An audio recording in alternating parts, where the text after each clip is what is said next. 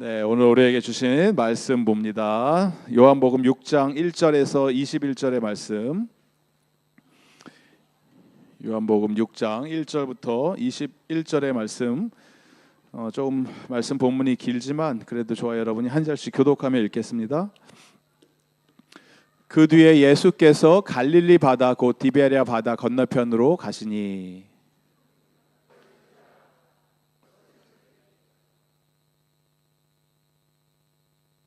예수께서 산에 올라가서 제자들과 함께 앉으셨다. 예수께서 눈을 들어서 큰 무리가 자기에게 모여드는 것을 보시고 빌립에게 말씀하셨다. 우리가 어디에서 빵을 사다가 이 사람들을 먹이겠느냐?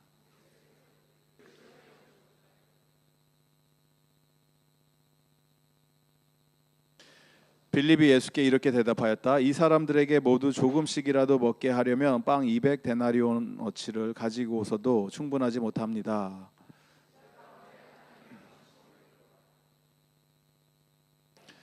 여기에 보리빵 5개와 물고기 2마리를 가지고 있는 한 아이가 있습니다. 그러나 이렇게 많은 사람에게 그것이 무슨 소용이 있겠습니까?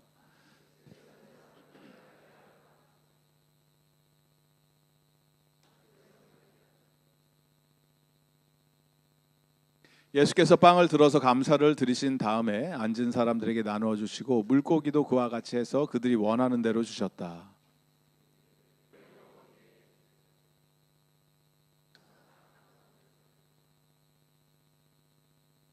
그래서 보리빵 5덩이에서 먹고 남은 부스러기를 모으니 12광주리에 가득 찼다. 사람들은 예수께서 행하신 표정을 보고 이분은 참으로 세상에 오시기로 예수께서는 사람들이 와서 억지로 자기를 모셔다가 왕으로 삼으려고 한다는 것을 아시고 혼자서 다시 산으로 물러가셨다. 배를 타고 바다 건너편 가버나움으로 갔다. 이미 어두워졌는데도 예수께서는 아직 그들이 있는 곳으로 오시지 않았다.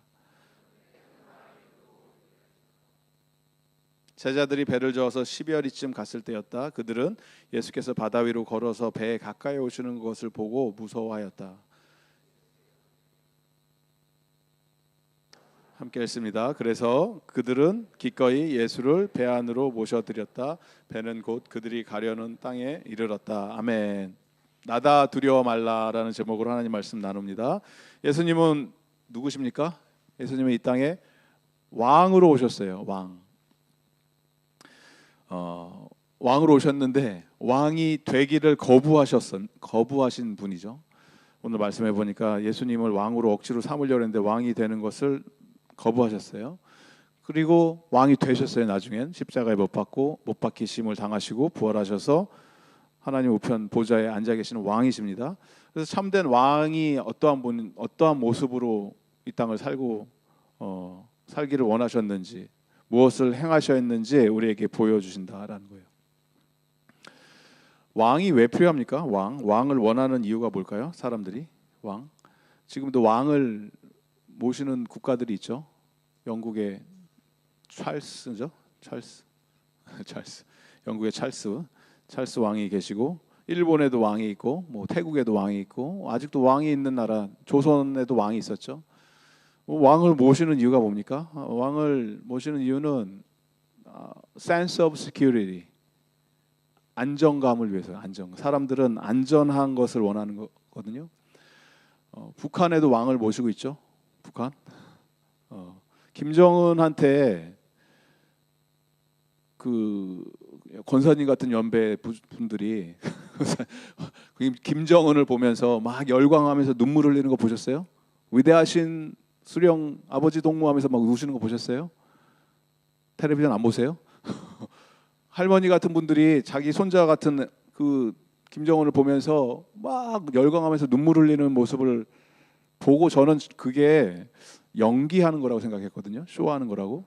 그런데 탈북자들한테 인터뷰하는 거를 들었는데 진짜로 우는 거래요. 진짜로.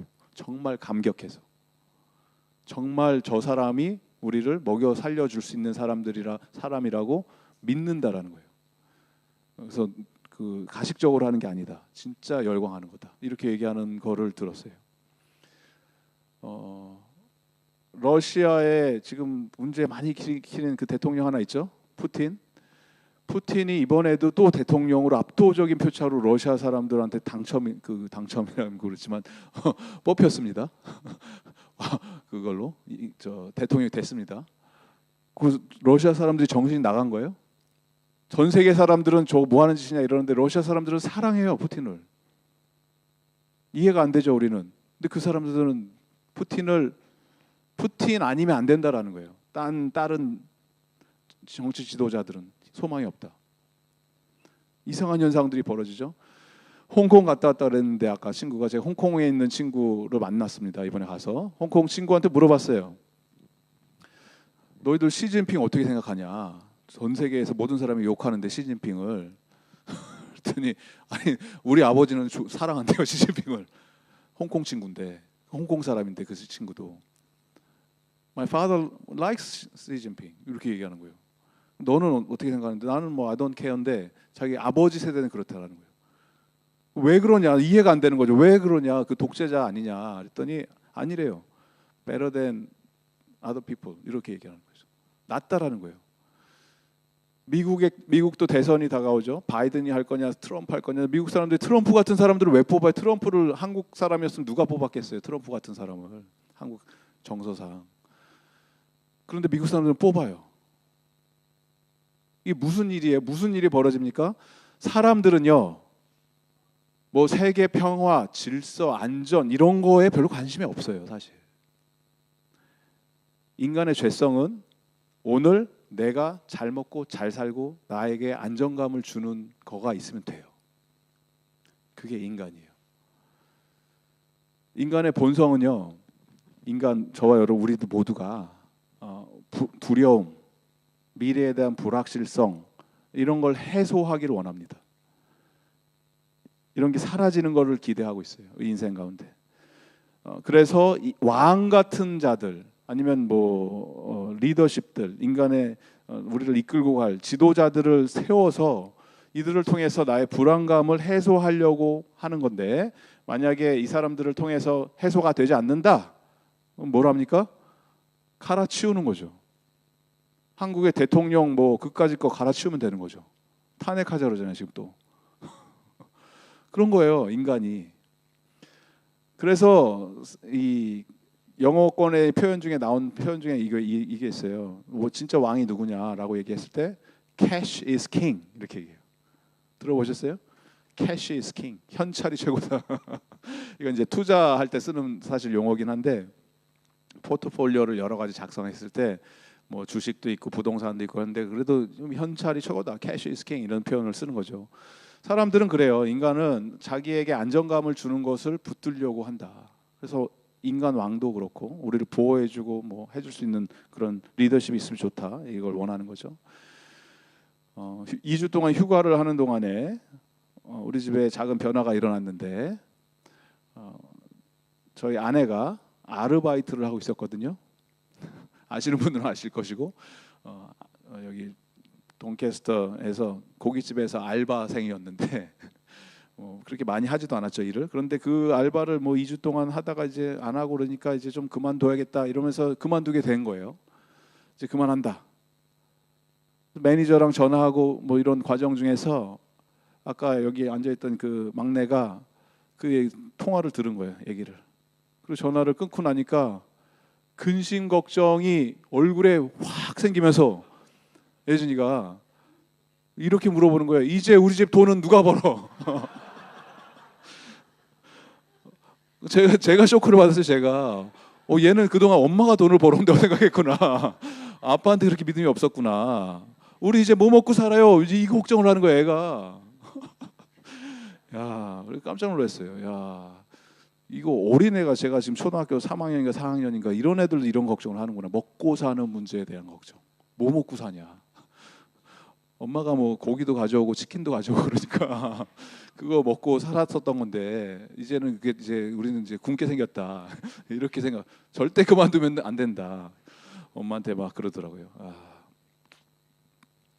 근데 이 애만 그런 게 아니고요. 우리가 그래요.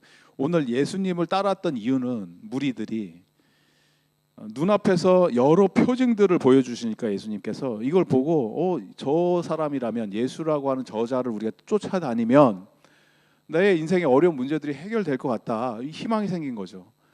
그리고 실제적으로 예수님이 그 수천 명의 사람들이 자기에게 몰려오시는 걸 보시면서 저들 먹을 걸 줘야 되는데 어떡하냐라고 하면서 오늘 우리가 잘 아는 오병이어 기적을 행하게 됐습니다. 그걸 경험한 사람들은 자기 눈앞에서 놀라운 일들이 벌어진 거잖아요. 그러니까 인간들은 그래요. 배가 불러지고 등이 따서지니까 예수님을 바라보는 무리의 반응은 이거예요. 예수를 우리의 왕으로 삼자. 저 사람이 우리 왕이 되면은 우리 좀 삶이 편안해지겠다. 저 사람 대통령 뽑아놓으면 민생을 돌볼 것 같다. 경제가 펴질 것 같다. 뭐 이런 거예요. 근데 예수님이 이 땅에 왕으로 오신 분이죠. 왕이시죠. 지금 가만히 계시면은 그냥 왕이 되는 거예요. 예수님은. 이거를 보면서 저는 얼마 전에 한국에서 일어났던 그 선거가 데자뷰가 자꾸 되는 거예요. 그 많은 수많은 정치꾼들을 보면서 너무나 대조되는 반응을 보이시는 거죠. 예수님은. 정치인들은 사람들이 막 몰리면 이제 나에게 뭔가 기회가 왔다, 이제 하면 되겠다 이러면서 이제 막 나를 따라라, 이게 정치인들이잖아요. 근데 예수님은 정반대를 보이시는 거예요. 사람들이 몰리니까 예수님은 피하십니다.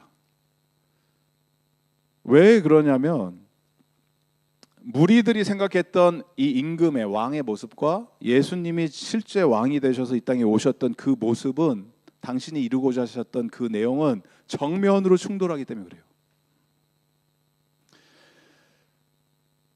동일한 질문을 제가 여러분에게 지금 던집니다.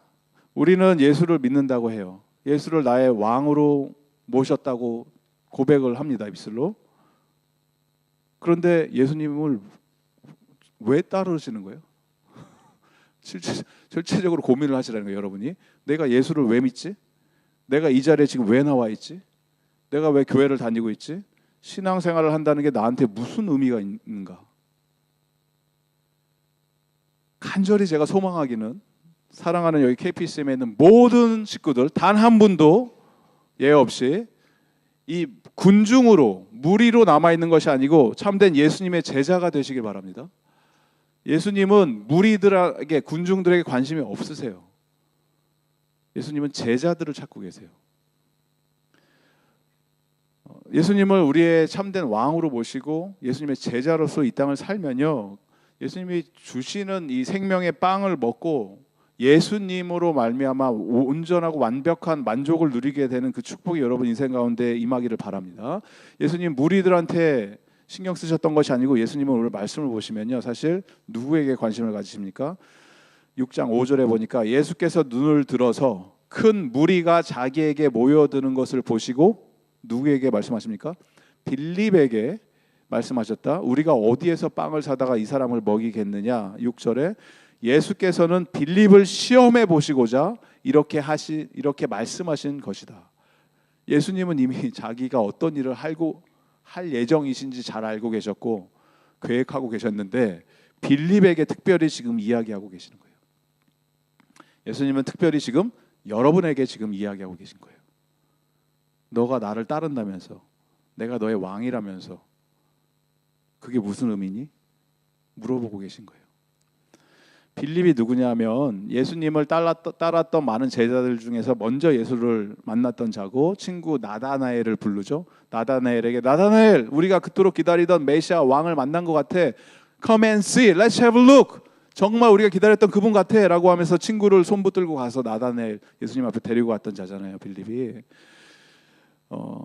그렇게 예수님을 잘 따른 것 같은 빌립이었는데, 오늘 빌립이 하는 걸 보면서 예수님을 따르면서도 빌립은 여전히 계산을 하고 있어요. 계산을 잘하는 것 같아요. 빌립에게 물어보는 거죠. 우리가 어디서 빵을 사다 이 사람 먹이겠느냐 했더니 빌립은 지금 계산하고 있어요. 제가 대충 지금 사람들 숫자 세보니까 지금 몇천 명인데, 이 사람들이면은 200데나리온 정확히 나오죠, 계산이. 200데나리온어치를 가지고서도 충분하지 못합니다. 1데나리온이 하루 일당이면은 뭐 200일치 일했다고 치면은 보통 뭐 한 1년 연봉이라고 좀 안 된다고 생각을 하면은 뭐 10만 불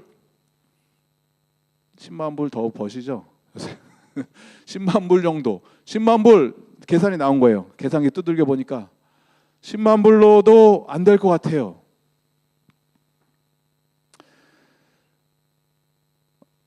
여러분, 예수님을 내가 믿고 따르고 예수님의 제자가 된다는 건요, 내 생각의 확장이 일어나는 거예요. 예수님의 제자로 살고 뭔가 예수님이 시켜서 순종해서 발걸음을 옮길 때는 그거를 계산하면요 답이 안 나와요. 대부분의 것들이. 화장실 고치자고 해서 우리 집 화장실을 고치잖아요. 그거 우리 갖고 있는 버짓으로 계산기 두들기면요 못 고쳐요. 돈 없어요 우리 교회. 그래서 헌금도 하시고 뭐 해서 감사하게 지금 모여줘서 시작을 할 수 있는 건데, 뭔가를 우리가 일을 한다고 했을 때 하나님 나라의 일 할 때 우리는 최우선순위로 뭘 고민해야 되냐면, 이것이 나의 유익, 나의 어떤 개인적인 것들을 채우기 위해서 하는 것인가, 아니면 하나님의 나라와 하나님의 의를 위해서 하는 것인가를 고민을 하셔야 되는데, 화장실을 고치는 게 하나님의 나라를 위해서 한다는 얘기를 드린 게 아니에요 제가. 우리가 고민했던, 우리 공동체가 고민했던 것은 우리 교회의 비전이 뭐냐, 복음으로 하나 돼서 세상 가운데 빛을 비추는 것이고, 그러기 위해서는 사람들을 세워야 되는데, 사람이 우선 아닙니까? 다음 세대들, 우리 자녀들 우리 키워야 되는데 사람이 필요한 거 아닙니까? 사람을 먼저 세웁시다 라는 얘기들이 나오고, 또 동시에 나왔던 얘기가 우리 화장실 지금 물 새요, 변기 고쳐야 돼요. 비슷한 시기에 나왔어요 얘기가. 그런데 사람을 세우는 데는 돈 쓸 게 없어요. 버짓이 없었다고요. 변기 고치는 거에는, 갑자기 변기 얘기를 죄송한데 예를 드는 거예요. 이 어느 정도 교회 예산 안에서 메인테넌스 이런 비용들이 있으니까 그걸로 합시다. 뭐 이렇게 되는 거죠 얘기가. 근데 우리가 얘기하는 건 그거예요. 무엇이 중요한디? 정말 중요한 게 뭡니까? 우리가 무엇을 위해서 지금 신앙생활을 합니까? 하나님의 나라를 위해서 산다는 게 무엇입니까? 하나님의 일을 할 때는 하나님이 하실 줄을 믿습니다. 필요한 거 하나님이 부어주실 줄을 믿습니다. 먼저 사람 세웁시다. 이렇게 감사하게 결정을 해주신 거예요. 리더십에서, 리더십 운영위원회에서, 뭐 당회에서 결정을 하시고 먼저 사람을 세운 거예요. 여러분은 잘 모르시겠지만 우리 전도사님들 세웠잖아요. 그런 것을 세우고, 그리고 나서 그래도 변기 새는 건 고쳐야 된다. 그래서 여러분들이 십시일반 모여 이렇게 해주셔서 일을 진행하게 되는 거잖아요. 뭘 하는 거예요 제가? 계산기 두들겨서 돈 계산해서 버짓이 충분하니까 할 수 있다 못한다 그렇게 돌아가지 않는다라는 거예요. 하나님 나라의 일이란. 교회뿐만이 아니고 여러분의 삶도 똑같아요. 개인의 인생, 내 삶 속에서 하나님이 뭔가를 새로운 일들을 시작하실 때가 있잖아요. 굵직굵직한 인생의 변화들이 있잖아요. 뭐 어디 이사를 간다던가 이주를 한다던가, 뭐 장로님 같은 출장을 간다던가, 이런 큰 일들이 있잖아요. 그건 삶 속에서. 그런데 이거를 내가 머릿속으로 계산하기 시작하고 따지기 시작하고 그러면 답이 나옵니까 안 나옵니까? 인간의 머리로 할 수 있는 게 얼마나 되겠어요? 믿음의 백성은 여러분 기억하시기 바랍니다. 우리는 믿고 가는 사람이지 보고 가는 사람들이 아닙니다. 아멘이십니까? 여러분의 삶 속에서 뭔가를 하나님이 시키셔서 일을 진행할 때는요, 우리는 계산해서 답이 나와서 결론이 나왔기 때문에 움직이는 사람이 아니고, 그건 아무나 다예요. 그거는 세상 사람들도. 우리는 그렇게 가는 사람들이 아니에요. 하나도 보이지 않고 안개 속에 있는 것 같고 두렵고 떨리고 여전히 불안실성에 사로잡혀 있지만, 주님의 말씀이 맞습니까? 주님이 시키신 거 맞습니까? 제가 믿고 가겠습니다. 그렇게 믿음의 발걸음을 옮기실 수 있는 저 여러분 되기를 바랍니다. 예수님이 원하셨던 거는 이거예요. 빌립에게 계산해서 하는 거 아니다. 그러니까 옆에 있던 또 다른 제자, 앤드류라고 하는 제자가, 안드레라고 하는 제자가 여기는 좀 행동을 먼저 한 거죠. 막 찾아보니까 어떡하냐, 우리 빨리 밥 먹여야 되는데 저 사람들 해야 되냐, 너 잠깐 일로 와봐, 애 하나 데려오니까 도시락 압수 도시락을 보니까 고기 2마리, 빵 5개가 애 장난감, 이 간식처럼 이렇게 있는 거죠. 이거 갖고 온 거예요 예수님한테. 예수님 이거밖에 없는데 이게 가능하겠어요? 그때부터 예수님께서 일하기 시작하죠. 다 앉혀라. 충분하다. 그걸로 하나님께서 당신의 일을 행하십니다. 하나님은 그렇게 일하세요. 하나님이 우리 인생 가운데 뭔가를 부어주시기 시작할 때는요, 확실하게 부어주십니다. 어설프게 하시지 않으세요. 오늘 말씀해 보면 보리떡 5개, 물고기 2마리로 모든 사람들이 5,000명, 남자가 5,000명인데 여자는 숫자를 안 셌죠. 아이들도 숫자를 안 센 거예요. 그러면 수만 명이 될 거예요. 이 사람들에게 다 배불리 먹고도 얼마가 남았습니까? 12광주리가 남도록 그렇게 하나님께서 베풀어 주셨어요. 하나님의 은혜는요, 여러분 부어주시기 시작하면요, 흘러 넘쳐요. 여러분 인생 가운데 찰랑찰랑하게 이렇게 뭐 될 듯 말 듯 이렇게 안 해주시고, 하나님이 통이 크신 분이기 때문에 부어주신다고요. 훨씬 많이 남게 됩니다. 물고기 2마리, 보리떡 5개랑 비교가 되지 않는 훨씬 흘러넘치는 것들을 부어주시는데,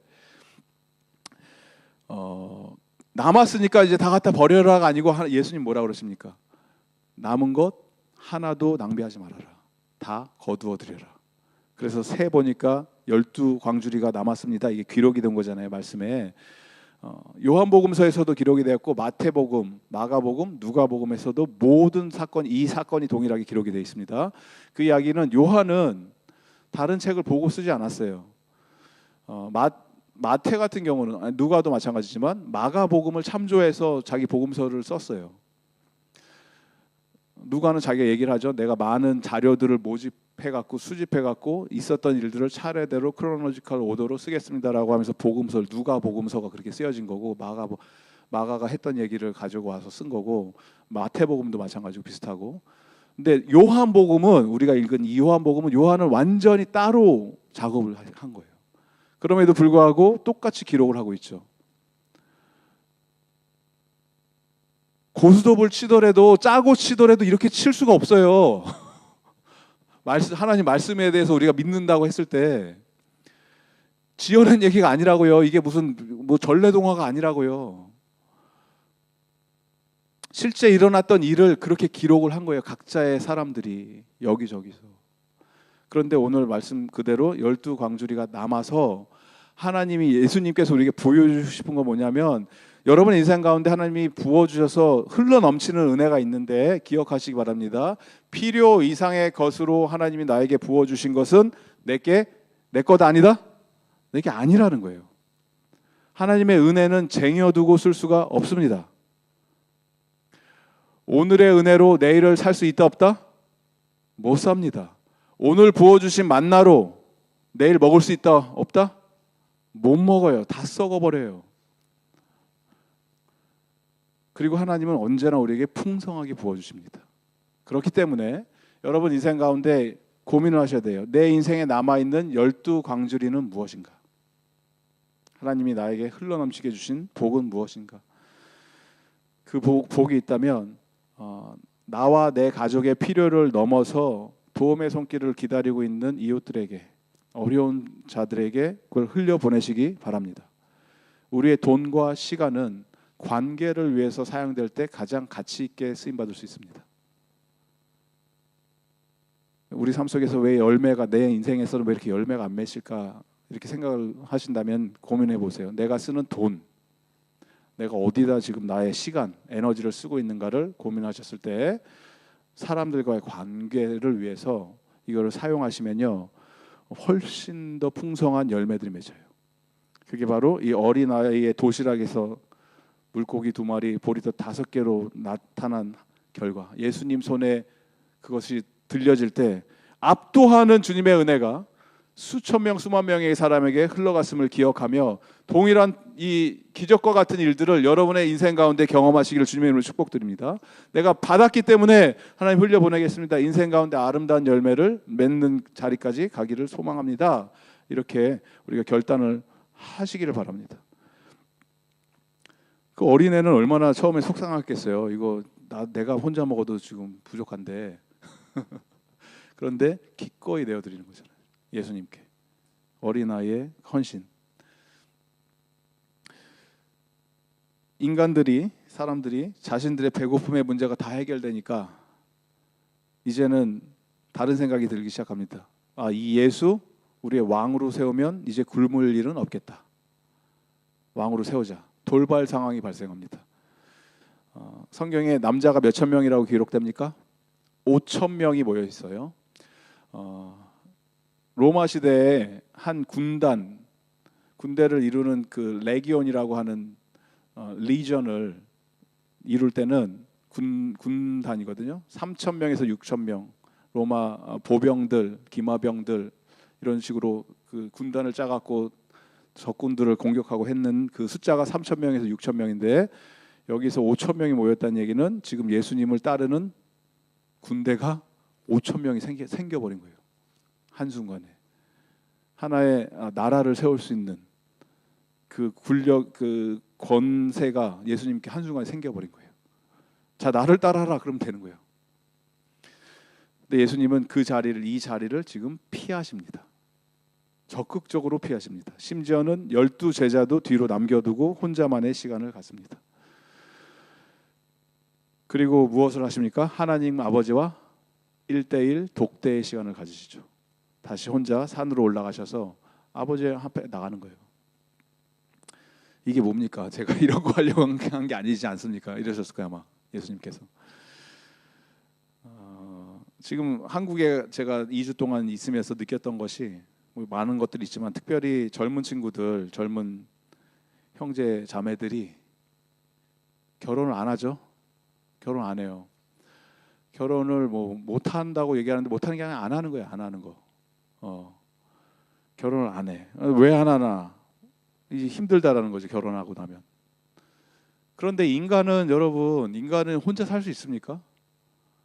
인간은 혼자 살 수 있도록 창조 자체가 그렇게 되지 않았기 때문에 그렇게 혼자 사는 게 편해요라고 말을 하지만 또 동시에 극심한 외로움, 참을 수 없는 공허함, 여기에 사로잡혀서 고통받고 있는 것도 그대로 노출이 되고 있죠. 사회 문제로도 드러나고 있고. 그러다 보니까 사람하고 살기는 싫으니까 이제 뭐 댕댕이 데리고 살고 반려견, 뭐 반려묘 고양이들 데리고 살고. 근데 그것도 이제는 귀찮다라는 거예요. 그것도 귀찮다. 그러면서 뭘 갖고 사는지 아십니까? 요새 어떤 친구들은 반려돌 반려돌. 어떻게 하나 갖고 계세요? 그러면서 농담하는 게 아니고 뉴스에 나오더라고요. 이게 그 이 돌멩이를 하나를 이렇게 집에 돌아와서 너무 외롭다는 거예요. 그래서 이게 제가 같이 사는 돌이에요. 그래서 이 아이 돌아이래요. 돌아이 돌아이 하면서 뭐 이렇게 쓰다듬어주고 막 이렇게 안아주고 하는 거예요. 이게 저는 코미디 하는 줄 알았거든요. 근데 뉴스에서 이걸 보여주고 있는 거예요. 지금 미쳤구나 사회가. 돌멩이를 막 뽀뽀하고 그러더라고요 사람이. 이게 지금 무슨 견딜 수 없는 외로움, 공허함이 있다고요. 사람들이 참을 수 없는.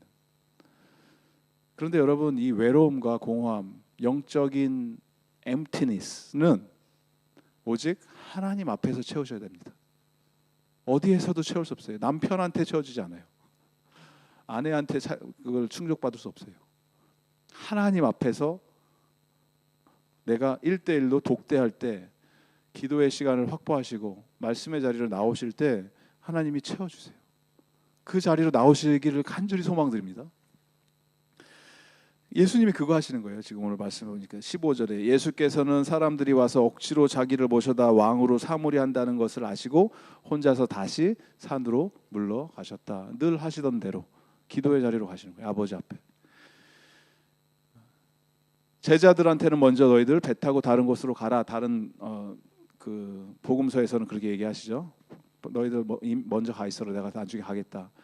그리고 나서 예수님 혼자 계시고 제자들은 배 타고 가는 가운데 오늘 말씀 읽으신 내용은 풍랑을 만나게 됩니다.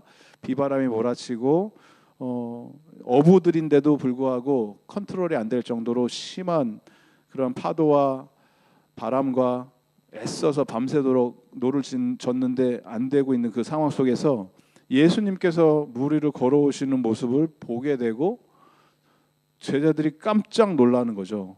무서워하는 거죠. 두려워하는 거죠. 근데 이게 지금 풍랑이 무서운 게 아니고 걸어오는 예수님을 보고 무서워하는 거예요.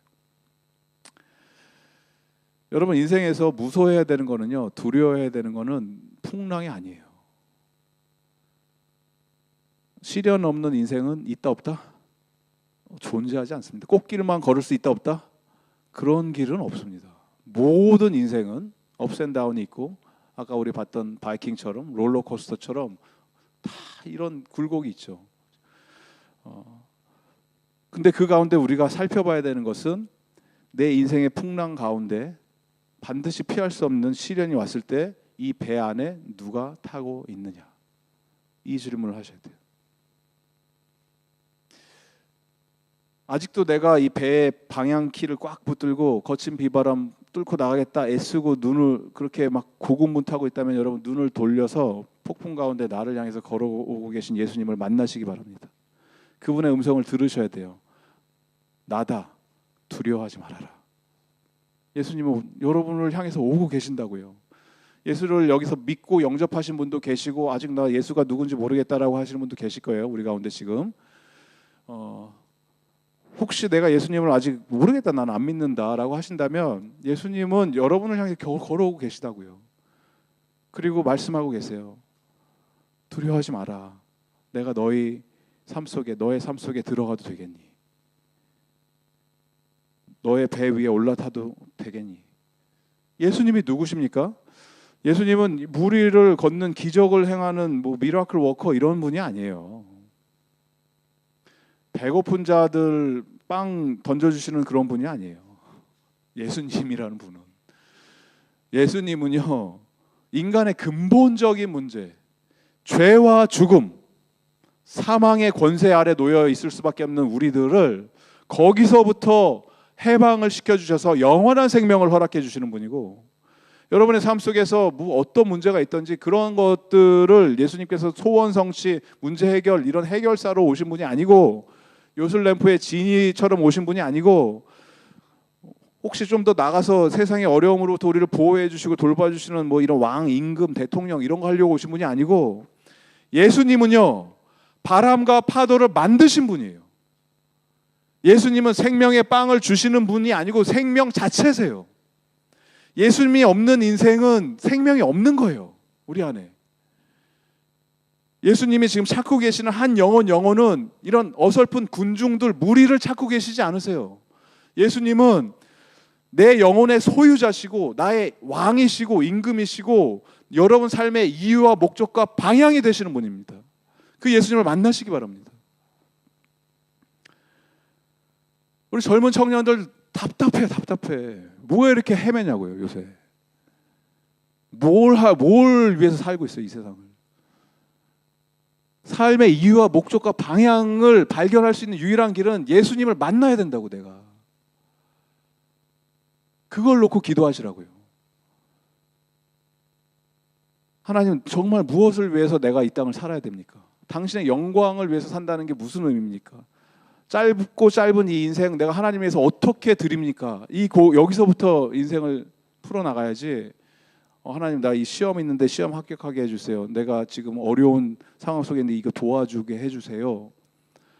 그러면 예수님, 풍랑이 일었으니까 풍랑 잠잠하게 해주시고 배에서 좀 내려주세요. 이거밖에 안 돼요. 예수님이 원하시는 것은 내가 그 배 위에 올라가야 된다. 21절 말씀, 우리 다 같이 한 목소리로 큰 소리로 읽습니다. 시작. 그래서 그들은 기꺼이 예수를 배 안으로 모셔드렸다. 배는 곧 그들이 가려던 땅에 이르렀다. 여러분의 인생의 종착역이 어디입니까? 가려고 하는 곳이 어디예요?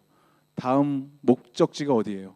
거기로 가는 가장 빠르고 안전하고 행복하게 즐겁게 여행할 수 있는 길은 누구를 모십니까? 예수를 그 배 안으로 모시기 바랍니다. 그러면 돼요. 그러면 풍랑이 일어도 업앤다운이 있어도 놀이기구에 동산 타는 거밖에 안 돼요. 재밌잖아요. 얼마나 재밌어요. 배가 올라갔다 내려갔다. 하지만 안전하잖아요. 언젠간 여기서 내리게 된다는 것도 알고 있잖아요. 왜 이렇게 안 끝나는지 그게 올라갔는데 밖에서 볼 때는 금방인데 타고 있으니까 안 끝나더라고요. 근데 안심하는 거죠. 이때도 곧 지나가리라. 인생이 그런 거예요. 인생이. 예수님이 계시면요, 모든 그런 업앤다운 과정들이 그냥 즐기시는 거예요. 즐기심. 네. 그리고 예수님과 함께하는 것 자체가 나의 가장 큰 행복과 기쁨이 될 줄을 믿습니다. 그 예수 그리스도를 바라보시는 우리 모두가 되기를 바라며 다 함께 자리에 일어나셔서 보라 너희는 두려워 말고 너희를